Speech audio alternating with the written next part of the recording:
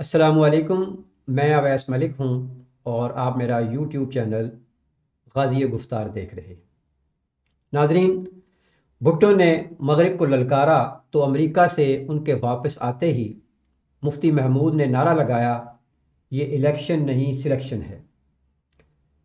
پھر عبدالولی خان، جاوید ہاشمی، شریف ڈکٹرائن، عبدالصمد اچکزئی، خواجہ رفیق وغیرہ سے مل کر 9 ستارہ تحریک چلائی گئی اور بھٹو کو امریکہ کے راستے سے ہمیشہ ہمیشہ کے لیے ہٹا دیا گیا۔ ناظرین، جنرل ضیاء کے کابینہ میں ان سارے ستاروں کو اپنے اپنے حصے کی وزارتیں دی گئیں اور افغان وار کے نام پر سب پر ڈالرز کی بارشیں کر دی گئیں۔ تعلیمی اداروں سے قرآن پاک ہٹا کر امریکی خواہش پر اسلامیات کے نام پر چند جہادی آیات ڈال کر قوم کو بیوقوف بنایا گیا۔ آج کل عمران خان بھی بھٹو جیسے عمل کرنے لگا ہے۔ وہ بھی ترکش ملائیشین سربراہان کے ساتھ مل کر اسلامی بلاک بنانے کے موڈ میں ہے، لیکن امریکہ سے واپسی پر عمران خان کو بھٹو بنانے کے لیے پہلے ہی سے 9 ستارہ تحریک جیسی سازش کو تیار کر لیا گیا۔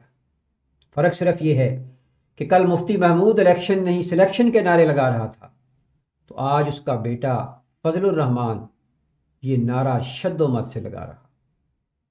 کل عبدالولی خان تھا تو آج اسفند یار ولی ہے۔ کل خواجہ رفیق تھا تو آج سعد رفیق ہے۔ کل عبدالصمد اچکزئی تھا تو آج محمود اچکزئی ہے۔ کل میاں شریف یا شریف ڈاکٹرائن تھا تو آج اس کی اولاد نواز شریف اور شہباز شریف ہیں۔ کل حاکم علی زرداری تھا تو آج آصف علی زرداری اور اس کی اولاد موجود ہے۔ ترک اور ملائیشین سربراہان اگر مغرب کو للکار رہے ہیں تو انہیں اپنی قوم پر بھروسہ ہے کہ وہ اللہ کے راستے میں ہر مشکل کو، ہر پابندی کو، ہر مہنگائی کو اور ڈالر گردی کے مقابلے کو سینہ سپر ہو کر جھیل لیں گے۔ لیکن بھٹو کو امریکہ کے راستے سے ہٹانے پر مٹھائی بانٹنے والی قوم پر بھروسہ کرنا، عمران خان یہ تمہاری کم عقلی ہے۔ عمران خان، یہ قوم تمہیں بھی بھٹو کی طرح لٹکا دے گی۔ جو الزامات بھٹو پر لگائے گئے تھے آج وہی عمران خان پر لگائے جا رہے ہیں۔ کل جو سیاستدان امریکی دلالی میں بھٹو کے خلاف نکلے تھے آج انہی کی اولاد امریکی دلالی کے لیے بھرپور تیاری کے ساتھ موجود ہے۔ کل جو لوگ بھٹو کابینہ میں گھسائے گئے تھے آج انہی کی اولاد عمران خان کابینہ میں بھی گھسی ہوئی ہے۔ اگر سیاسی اینک اتار کر دیکھا جائے تو امریکہ عمران خان، طیب اردوان، مہاتیر محمد کو بھٹو، شاہ فیصل اور معمر قذافی بنانے کا مشن اپنے دلالوں کو سونپ چکا ہے۔ سوال یہ ہے کہ اس بار یہ قوم عمران خان کا ساتھ دے گی یا ایک اور بھٹو کو روئے گی؟ ان جرثوموں کو بیماری پھیلانے سے پہلے ختم کرنا ہوگا۔